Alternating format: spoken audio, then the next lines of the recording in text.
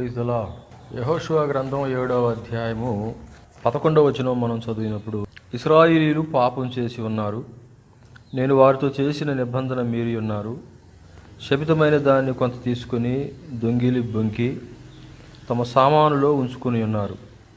కాబట్టి ఇశ్రాయేలీయులు శాపగ్రస్తులై తమ శత్రువులు ఎదుట నిలవలేక తమ శత్రువులు ఎదుట వెనకకు తిరిగిరి. శాపగ్రస్తులైన వారు మీ మధ్య ఉండకుండా మీరు వారిని నిర్మూలన చేస్తేనే తప్ప నేను మీకు తోడై ఉండను. దేవుడి వాక్యాన్ని మన కొరకు దీవించునుగాక. పాపం చేసింది ఇశ్రాయేలీలా లేక ఒక్కడైనటువంటి ఆకానా? ఒక్కడు చేసినటువంటి పాపమును బట్టి దేవుడు అందరికీ ఆపాదిస్తున్నాడు. చూడండి, ఇశ్రాయేలీలు పాపం చేసి ఉన్నారు అంటే ఆకాను చేసినటువంటి పాపము ఇశ్రాయేలు సమాజంలో ఉన్నటువంటి ప్రతి ఒక్కరికి చెందుతుందనా? అంటే ఇశ్రాయేలీలు పాపం చేయలేదు, కానీ తమలో ఉన్న ఒకడైనటువంటి ఆకాను పాపం చేశాడు. ఆ పాపం చేసిన దానిని బట్టి దేవుడు అందరిని కూడా దోషులుగా ఎంచుతున్నాడు, అందరిని కూడా పాపులుగా ఎంచుతున్నాడు, అందరిని కూడా శాపగ్రస్తులుగా ఎంచుతున్నాడు. కాబట్టి పాపం చేసిన వానితో సంబంధం లేదు అని మీరు రుజువు చేసుకోవాలి అంటే పాపం చేసినటువంటి వానిని మీలో ఉండకుండా నిర్మూలన చేయాలి. అలా చేస్తేనే నేను మీ మధ్యలో ఉంటాను, లేకపోతే నేను ఉండనని దేవుడు ఇశ్రాయేల్ ప్రజలతో చెప్తున్నాడు. ప్రియులారా, ఇక్కడ ఆకాను చేసినటువంటి పాపము తను ఒక్కడికే చెందలేదు, ఇశ్రాయేలీలందరూ కూడా ఆ పాపం యొక్క ఫలము చెందినట్లుగా మనం చూస్తున్నాం. నిజంగా ఆకాను చేసినటువంటి పాపము చాలా ఘోరమైనటువంటి పాపంగా మనం చూస్తున్నాం దేవుని వాక్యంలో నుండి. మొదటిగా అతను దేవుని నిబంధన మీరాడు. నిర్గమకాండం 24వ అధ్యాయం 7వ వచనం తీసుకొని ప్రజలకు వినిపింపగా వారు యెహోవా చెప్పినవన్నీ చేయుచు విధేయులమై ఉందుమని, యెహోవా చెప్పినవన్నీ చేయుచు విధేయులమై ఉంటాము అని ఆ దినాన వారందరూ కూడా ప్రమాణం చేశారు. వారందరూ కూడా ఒక ఒడంబడిక చేశారు దేవునితో. దేవుడు వారితో నిబంధన చేశాడు, వారు దేవునితో నిబంధన చేశారు. మీరు నా ఆజ్ఞలన్నీ ఆలకిస్తే, అంగీకరిస్తే, లోబడితే నేను మీకు దేవుడినై ఉంటాను అని దేవుడు చెప్పాడు. చెప్పినట్లుగానే మేము చేస్తాము అని ఆ నిబంధనకు వారు కూడా లోబడి దేవునితో నిబంధన చేశారు. అయితే ఇక్కడ యెహోషువ గ్రంథం 7వ అధ్యాయంలో వారి నిబంధన మీరినట్లుగా మనం చూస్తున్నాం. దేవుడు అంటాడు 11వ వచనంలోనే, నా నిబంధనను మీరి శాపగ్రస్తులయ్యాడు. ఆకాను మొదటగా చేసినటువంటి మాటను తప్పి, ప్రమాణాన్ని తప్పి చేసినటువంటి నిబంధనను మీరాడు ఆకాను. అందుకని దేవుని యొక్క తీక్షణమైనటువంటి కోపం ఆకాను మీదకి వచ్చింది. రెండోదిగా ఆకాను ద్వితీయోపదేశకాండము 7వ అధ్యాయము 25వ వచనం చూడండి. వారి దేవతల ప్రతిమలను మీరు అగ్ని చేత కాల్చివేయలను, వాటి మీద ఉన్నటువంటి వెండి బంగారములను అపేక్షించకూడదు, దాని వలన చిక్కుపడతావేమో, దాన్ని తీసుకోకూడదు. అనగా అది నీ దేవుడైన యెహోవాకు హేయము, అపేక్షించకూడదు. ఆకాను అపేక్షించాడు. ఆ వెండి బంగారాలను చూచి యెహోషువ ఆకాను అడిగాడు, నా కుమారుడా, యెహోవాకు మహిమ చెల్లించి నువ్వు చేసిన దాన్ని యథార్థంగా ఒప్పుకో అన్నప్పుడు అతను నిజంగానే ఒప్పుకొన్నాడు. ఆకాను అంటున్నాడు, నేను దానిని చూడగానే అపేక్ష పుట్టింది కాబట్టి దాన్ని దొంగిలించి తన సామాన్లో దాచుకున్నాడు. ఇది రెండవ తప్పు ఆకాను చేసినటువంటిది. మూడవదిగా ఆకాను దేవుని ఆజ్ఞలలో ఒకటి ఏంటంటే దొంగిలించకూడదు, కానీ దొంగిలిస్తున్నాడు. దొంగిలించి పాపం చేసి దేవుని ఆజ్ఞలను మీరాడు.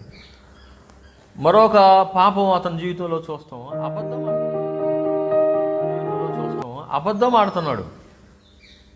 తాను చేసినటువంటి పాపాన్ని కప్పెట్టుకొని నటిస్తూ పైకి మంచివాళ్ళ కనపడుతున్నాడు.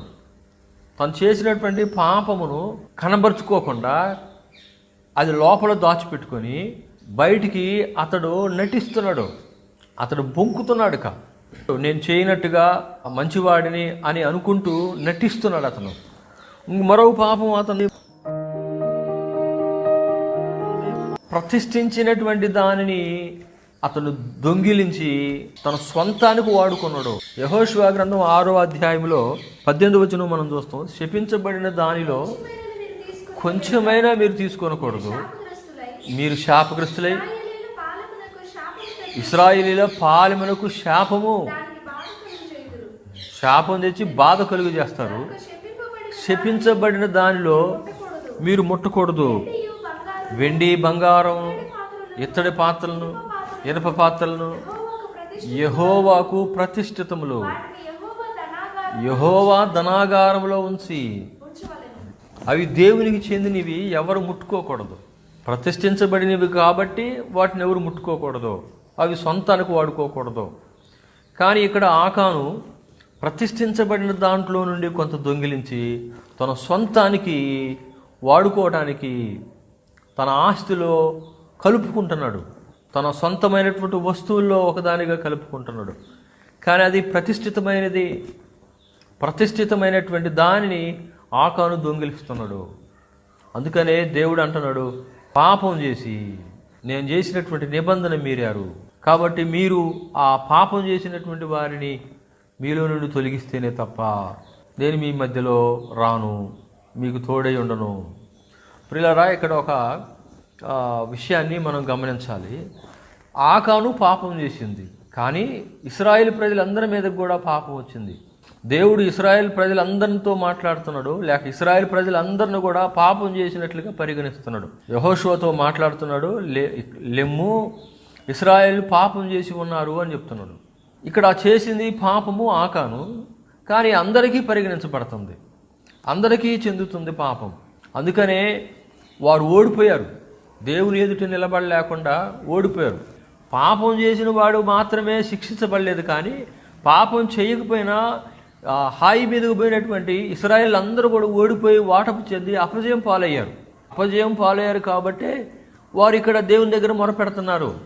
పాపం ఒక్కడు చేశాడు, కానీ ఇశ్రాయేల్ యుద్ధానికి పోయినప్పుడు మిగతా వారు పాపం చేయలేదు కాబట్టి యుద్ధంలో జయం పొందాలి కదా. దేవుడు వారికి జయమీ లేదు, కాగా ఓడిపోయి ముఖాలు నేల మోపుకొని వచ్చారు.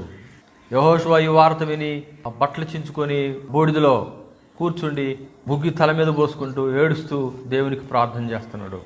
ప్రియులారా, ఈ దినాల్లో మనం కూడా ఒక విషయాన్ని గమనించాలి. అదేంటంటే, ఇశ్రాయేలీలు పాపం చేయకపోయినా ఆకాను పాపం చేసినందువలన దేవుడు ఇశ్రాయేల్ అందరి మీదకి ఆ పాపం యొక్క ఫలాన్ని తీసుకొచ్చాడు.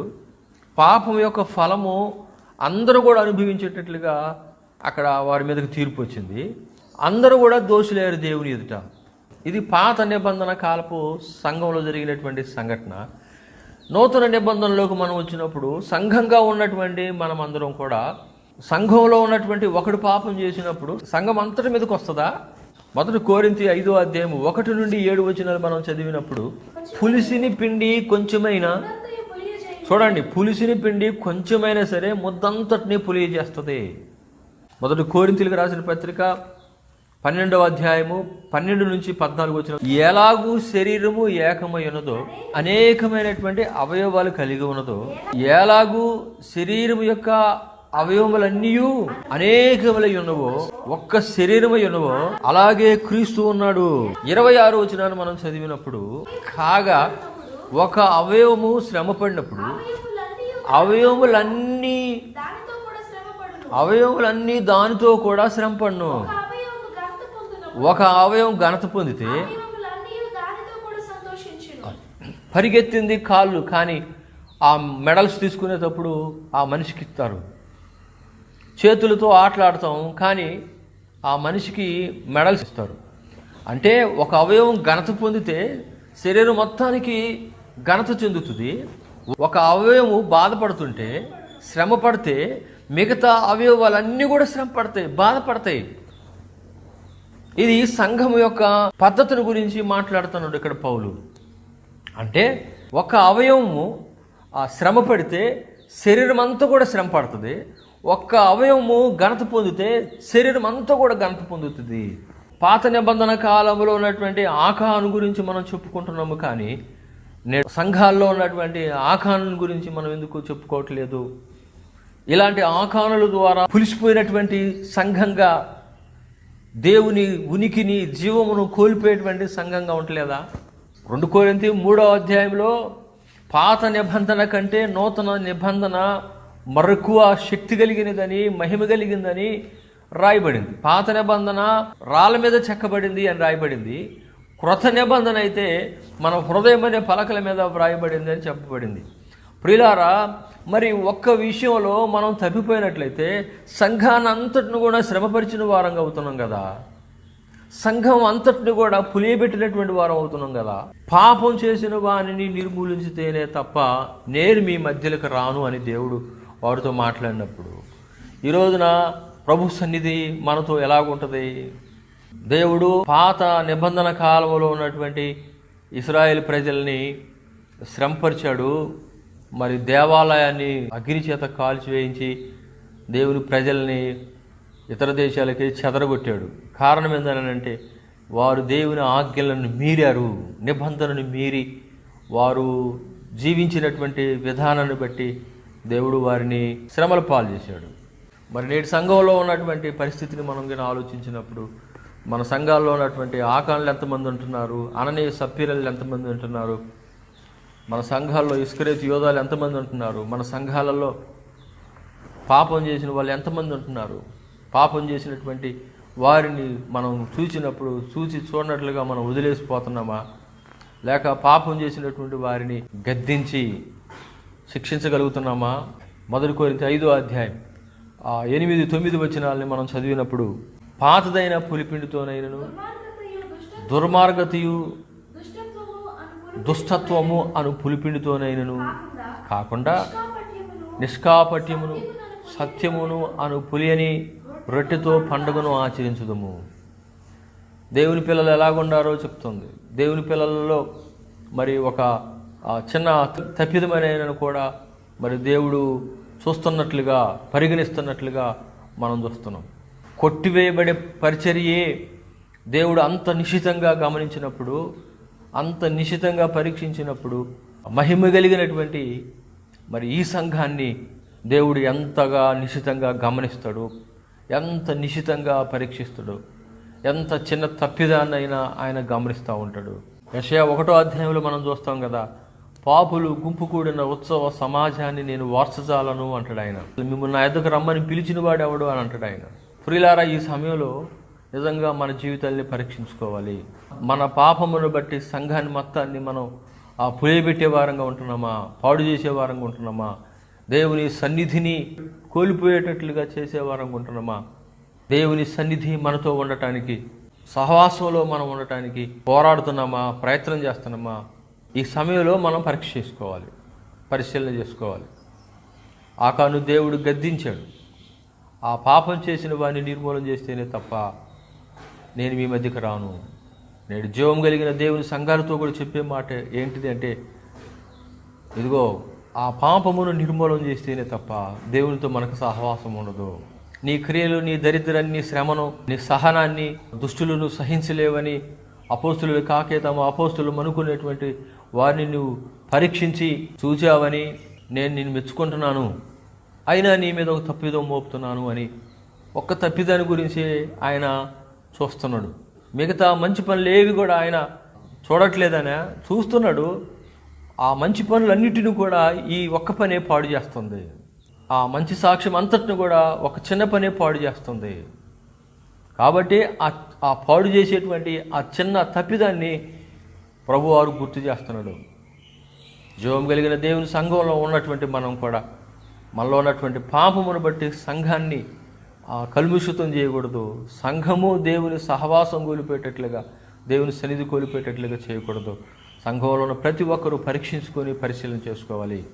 1 కొరింథీ 5వ అధ్యాయంలో చెప్పబడినట్లుగా అటువంటి వారితో భుజింపకూడదు, అటువంటి వారితో సహవాసం చేయకూడదు అని ఎవరిని గురించి చెప్తుంది?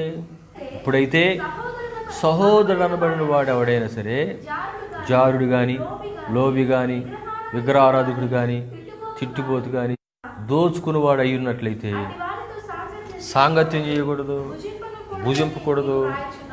దేవుని వాక్యాన్ని మనం చదివినప్పుడు నిజంగా ఎంత మోమాటం లేని వారంగా మనం ఉండాలి. నిష్పక్షపాతంగా మనం ప్రవర్తించాలి. మనుషుల చేత మంచివారం అనిపించుకోవడానికి ఇతరుల పాపములను దాస్తామా? ఆకాను చేసినటువంటి పాపమును బట్టి ఇశ్రాయేలు ప్రజలందరినీ కూడా దేవుడు శిక్షించాడు. అయితే ఆ పాపమును వారు కనుగొని ఆ పాపం చేసినటువంటి వారిని యెహోషువ మాట్లాడుతూ ఉంటాడు. చూడండి 25వ వచనం. అప్పుడు యెహోషువ, నీవేళ మమ్మను బాధపరిచితివి, మాకు బాధ కలిగజేసేవేంటి? మాకు దుఃఖాన్ని తీసుకొచ్చావు, మాకు శ్రమని కీడుని తీసుకొచ్చావు. కాబట్టి యెహోవా నిన్ను బాధపరచును. యెహోషువ మాట్లాడుతుంది, నీవేళ మమ్మల్ని బాధపరిచావు, ఈ అపజయం పొందేటట్లుగా నువ్వెందుకు అలా చేశావు అని పాపం చేసిన వారితో మాట్లాడి ఆ పాపాన్ని పరిహరించడం ద్వారా దేవుడి కోపం ఆగిపోయి మరలా వారితో కంటిన్యూస్ అయినట్లుగా, మరలా వారికి దేవుడు తోడునట్లుగా మనం చూస్తున్నాం. 1 కొరింథీయులకు రాసినటువంటి పత్రిక 5వ అధ్యాయము 1-2 వచనాలు చదువుకుందాం. చూడండి. మీలో జారత్వము ఉన్నదని వదంతి కలదు. మీలో ఒకడు తన తండ్రి భార్యను ఉంచుకున్నాడట, అన్ని జనుల్లోనైనా జరగదు. ఇట్లుండి మీరు ఉప్పొంగుచున్నారే గాని మీరెంత మాత్రం దుఃఖపడి ఇలాంటి కార్యము చేసిన వారిని మీలో నుండి వెలివేసిన వారు కారు. పులిసిన పిండి కొంచెమైనా ముద్దంతా పులి చేస్తుంది, అంటే ముద్దంతా కూడా పాడైపోద్ది. అంటే ఒక పాపం చేసిన వారిని బట్టి సంఘమంతటికి కూడా ఆరోపించబడుతుంది. ఇక్కడ ఒకరిని బట్టి సంఘమంతటి మీదకి శిక్ష వస్తుంది. ఒకరి పాపమును బట్టి సంఘమంతా కూడా చెడిపోతుంది. ఈ రోజున సంఘంలో ఉన్నటువంటి ఈ అబద్ధికులు ఎంతమంది ఉన్నారు, జారులు ఎంతమంది ఉంటున్నారు, లోబులు ఎంతమంది ఉంటున్నారు, తిట్టుబోతులు ఎంతమంది ఉంటున్నారు, త్రాగుబోతులు ఎంతమంది ఉంటున్నారు, దోచుకుని వారు ఎంతమంది ఉంటున్నారు. సంఘాల్లో వారిని మనం కనిపెట్టలేకపోతున్నాం కదా. కనిపెట్టిన వారి యొక్క స్థితిని బట్టి వారిని మనం గద్దించలేకపోతున్నాం. అన్యాయం చేసిన వారిని, దోచుకునే వారిని, లోభులను, అబద్ధమాడేవారిని, తిట్టుబోతుల్ని, త్రాగుబోతుల్ని చికిత్స చేయట్లేదు మనం. అందుకనే సంఘము బలహీనమైపోయి రోగగ్రస్తమైనటువంటి పరిస్థితులు ఉండిపోతుంది. దేవుని బిడ్డలారా, ఒక అవయవం శ్రమ పడితే శరీరం అంతా శ్రమ పడుతుంది. ఒక అవయవము ఘనత పొందితే శరీరం అంతా ఘనత పొందుకుంటుంది. మా సంఘంలో కలెక్టర్లు ఉన్నారు, మా సంఘంలో మున్సిపాలిటీ కమిషనర్లు ఉన్నారు, మన సంఘంలో ఎస్ఐలు ఉన్నారు, లేక మా సంఘంలో పలాంటి ఉన్నతమైనటువంటి ఉద్యోగస్తులు ఉన్నారు, మా సంఘానికి ఎంపీ వస్తాడు, మా మంత్రి వస్తారు అని మనం ఎంత ఘనంగా చెప్పుకుంటాం మన సంఘం గురించి. అయితే మన సంఘంలో ఉన్నటువంటి బలహీనుల గురించి మనకు దుఃఖం కలగదా? మన సంఘాల్లో ఉన్నటువంటి ఈ పాపం చేస్తున్నటువంటి వారిని గురించి ఎందుకు అవగాహన ఉండలేదు? ఆ పాపములకు చికిత్స మనం ఎందుకు చేయట్లేదు? అదే 1 కొరింథీ 5వ అధ్యాయం 2వ వచనములో, మీరు ఉప్పొంగుచున్నారే గాని ఎంత మాత్రమును దుఃఖపడి ఇలాంటి కార్యము చేసిన వారిని మీలో నుండి వెలివేసిన వారు కాదు. ఈ రోజున సంఘంలో నుండి ఎవరిని వెలివేస్తారు? సంఘాలు చిన్నాభిన్నములు అయిపోతాయి, ముక్కలు ముక్కలు చేసేస్తారు. దేవుని సన్నిధి ఎక్కడ? దేవుని ఆత్మ ఏలుబడి ఎక్కడ? దేవుడు పాత నిబంధన కాలంలో స్పష్టంగా మాట్లాడుతున్నాడు. ఇశ్రాయేలు పాపం చేశారు, ఆ పాపం చేసిన వారిని నిర్మూలించితేనే తప్ప నేను మీకు తోడై ఉండనని చెప్పాడు. పాత నిబంధన సంఘం కంటే నూతన నిబంధన సంఘము ఎంతో పరిశుద్ధమైనది, జీవము కలిగినది, ప్రభావం కలిగింది, మహిమ కలిగింది. మహిమ కలిగినటువంటి ఈ సంఘములో, ఈ శరీరంలో ఒక చిన్న అవయవము కుళ్ళిపోతే ఎంత దుర్వాసన కొడుతుంది. వైరస్ వచ్చిన వానికి లక్షణాల్లో ఒకటి ఏంటంటే వాసన పసిగట్టలేరంట. ఈ రోజున మనకి కూడా ఆ దుర్వాసన కనబట్టలేదు, అలా దుర్వాసన చూడలేకపోతున్నాం. 38వ కీర్తన 5వ వచనం, నా మూర్ఖత వలన కలిగిన గాయములు దుర్వాసన కలిగినవై స్రవిస్తున్నాయి. ఈ రోజున సంఘాలలో ఇటు దుర్వాసన కలిగినటువంటి అవయవాలు ఉంటున్నాయి. మనమేదో గొప్ప చెప్పుకుంటున్నాం, మా సంఘానికి ఎంతమంది వస్తున్నారు, లేక ఇలాంటి గొప్ప వాళ్ళు వస్తున్నారు అనుకుంటూ మనం ఏదో గొప్పగా చెప్పుకుంటున్నాం. కానీ దుర్వాసన కలిగినటువంటి అవయవాల గురించి మనం దుఃఖపడలేకపోతున్నామే. పౌలు అదే అన్నాడు, మీరెంత మాత్రం దుఃఖపడిన వారు కాదు. వేలికి ఉంగరం ఉంది అని అంటే ఘనంగా మనం చూపిస్తాం. అదే ఒక వేలు లేదు అని అంటే మన చెయ్యిని మనం చూపించలేము. అది మనకు అవమానకరంగా కనపడుతుంది. మా దేవుని బిడ్డలారా, సంఘంలో ఉన్నటువంటి ఆ పాపం చేసినటువంటి వ్యక్తిని మనం ప్రక్షాళన చేయవలసినటువంటి లేక చికిత్స చేయవలసినటువంటి అవసరం ఎంతో ఉంది. లేకపోతే ఆ వ్యక్తి ద్వారా సంఘానికి కలిగేటువంటి నష్టము, హాని, కీడు ప్రస్తుత సమయంలో మనకి కనపడదు. కానీ రాబోటువంటి కాలములో దాని యొక్క ఫలాన్ని సంఘం అంతా కూడా అనుభవించాల్సి వస్తుంది. దేవుడు యెహోషువతో చెప్తుంది అదే, నీవు నేలను ముఖం మోపుటేయాలా, లే, ఇశ్రాయేలు పాపం చేశారు అని దేవుడు యెహోషువతో చెప్పాడు. ఆ పాపము పరిహరిస్తేనే తప్ప మీకు తోడై ఉండను. దేవుని బిడ్డలారా, ఈ సమయంలో మనం మన సంఘంలో ఉన్నటువంటి వారిని కూడా మనం గమనించి వారికి కలిగినటువంటి ఆ గాయం ద్వారా కలిగి దుర్వాసన లేక ఆ గాయాన్ని మనం ఆ చికిత్స చేసి మనం బాగు చేయవలసిన వారంగా మనం ఉంటున్నాము. అదే ఇర్మియాలో దేవుడు అంటాడు, గిలాదులో గుగ్గిలం లేదా, నా జనులు ఎందుకు స్వస్థత నొందలేకపోతున్నారు అన్నాడు. సంఘాలని మనం ప్రక్షాళన చేయాల్సినటువంటి బాధ్యత, భారం మన మీద ఉంది. పాపం చేసినటువంటి వారిని మనం గద్దించి సరిచేసి సంఘంలో వారిని సక్రమైనటువంటి విధానంలో మనం నిలబెట్టవలసినటువంటి వారంగా ఉన్నాం. ఏ విధంగా యెహోషువ ఆ పాపములకు పరిహారం జరిగించాడో నూతన సంఘంలో కూడా మరి మనం కూడా ప్రక్షాళన చేయాలి. ప్రక్షాళన చేయాలంటే చంపమని కాదు దాని ఉద్దేశము. పౌలు తన 2 పత్రికలో ఆ తప్పు చేసిన అతన్ని శిక్షించటం ద్వారా అతను మారు మనసు పొంది పశ్చాత్తాపడి తన ప్రవర్తనను బట్టి దుఃఖపడుతున్నాడని, నిజంగా నేను దాన్ని బట్టి సంతోషిస్తున్నానని పౌలు తన 2వ పత్రికలో వ్రాయటం జరిగింది. ఒక ఆత్మ నశించకుండా నిత్యజీవం పొందాలని అంటే ఘనతల గురించే లేక ఘనత పొందినటువంటి వారిని గురించే మనం ఉప్పొంగిపోకుండా సంఘంలో దుర్వాసన కొడుతున్నటువంటి అవయవాలను కూడా, వ్యక్తులను కూడా బాగు చేసి మహిమ కలిగినటువంటి సంఘంగా ముడత అయినను కలంకమైనను అట్టిది ఏదైనా మరి లేకుండా, కురీపి లేకుండా సంఘాన్ని మనం ప్రభువు రాకడ కొరకు సిద్ధపరచవలసినటువంటి బాధ్యత మనందరికి ఉంది. గమనించుదాం. ఉప్పొంగకుండా పశ్చాత్తాపడి దుఃఖపడి అలాంటి దుర్వాసనని మనం చికిత్స చేసి మాన్పి సుందరమైన అవయవాలుగా మహిమ కలిగినటువంటి సంఘంగా రూపాంతరం చెందేటువంటి స్థితిలోనికి సంఘాన్ని నడిపించ బద్దులమై ఉన్నాం. అది సంఘంలో ఉన్నటువంటి ప్రతి ఒక్కరు కూడా చేయవలసినటువంటి భారంతో కూడినటువంటి పని. మనం మహిమ కలిగినటువంటి సంఘంగా ఎదగడానికి పరిశుద్ధాత్మ దేవుడు మనకు సహాయం చేయను గాక. ఆమేన్.